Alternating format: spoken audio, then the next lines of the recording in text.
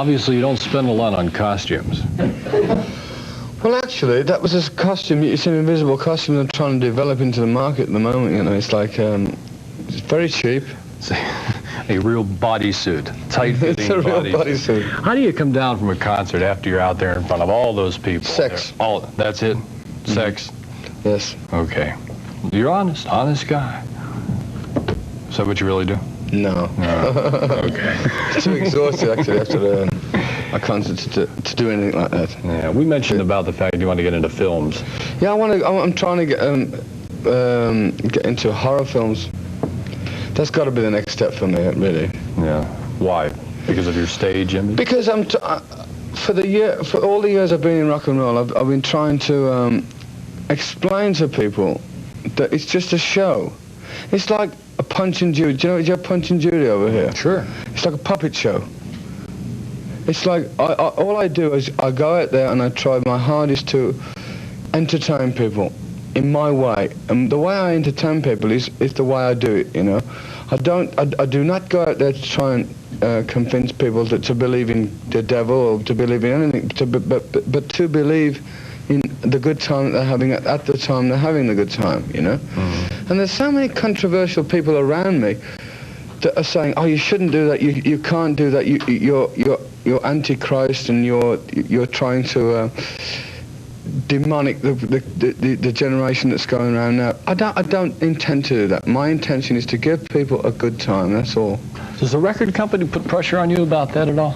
They do. On the last album cover, I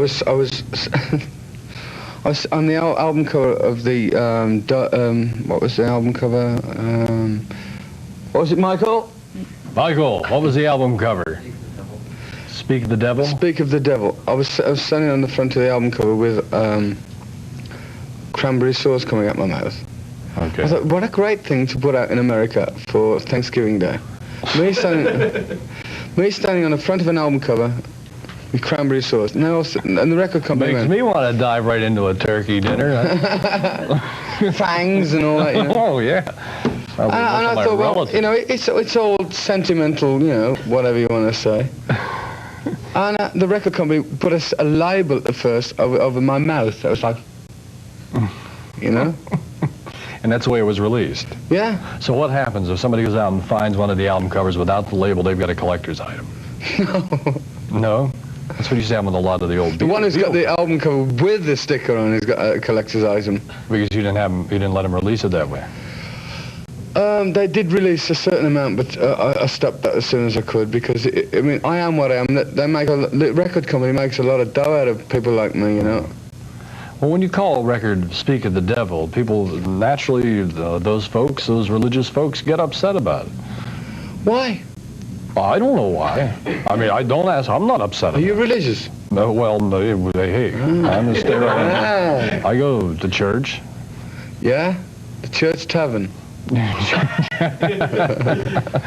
o'clock mass at the VFW. It's an old neighborhood thing. You're going to get into, never mind about that. Forget that thing. You're going to get into horror films. Yes. Like Vincent Price, right? Mm-hmm. He's one of your heroes. It's my hero. Yeah.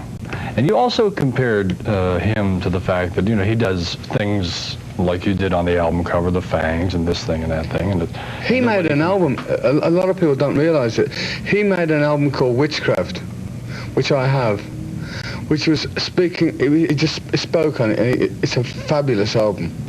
It's, you know, it turns your mind somewhat, more so than ever I do in my records, about do you believe in this and that and whatever, and it makes occurrences to history and different things that go on, you know, have gone on in history. And that album is very heavy going, you know. I mean, they don't give him a hard time. I was going to say, nobody dares say anything to him about that. Maybe it's just because of the fact that it's rock and roll music, and since the 1950s when rock and roll started, people got on its case. That's exactly true. It's exactly true, because it's the younger generation are the spice of life. The younger generation are the people that are going to carry this world on. And do you think the younger generation want the atom bomb? Do you think the younger generation want to destroy each other? No, they don't. But as they go through their lives, they get infiltrated by the older generation's inventions, and they have to deal with it, you know, in their own way. You in any society, in any community of people, you will always get a minority that want to take it to an extreme, like the IRA and like all these political things that go. I don't choose to deal with politics at all. You have a new album coming out. Yes, Bark at the Moon. Very. Bark at the Moon. Yes. What's that cover? Well, it's a man coming out of a chicken's egg. Do you design the covers yourself? No. No. Just somebody else that also goes to your psychiatrist. Yes. You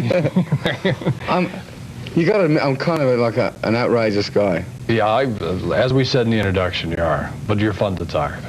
Yeah, it's been great talking to you. And I want to mention that, you know, they are having these bonfires and stuff with your records occasionally at some places, but good, I can buy some more. When you do one of these, I don't know if these things burn or not. We're going to find out. They do everything bar burn, I think. Yeah, this is the disc of the future, which we're going to be talking about when we come back. Ozzy, thank you very much for being with us. God bless you. Stay with us. We'll be back.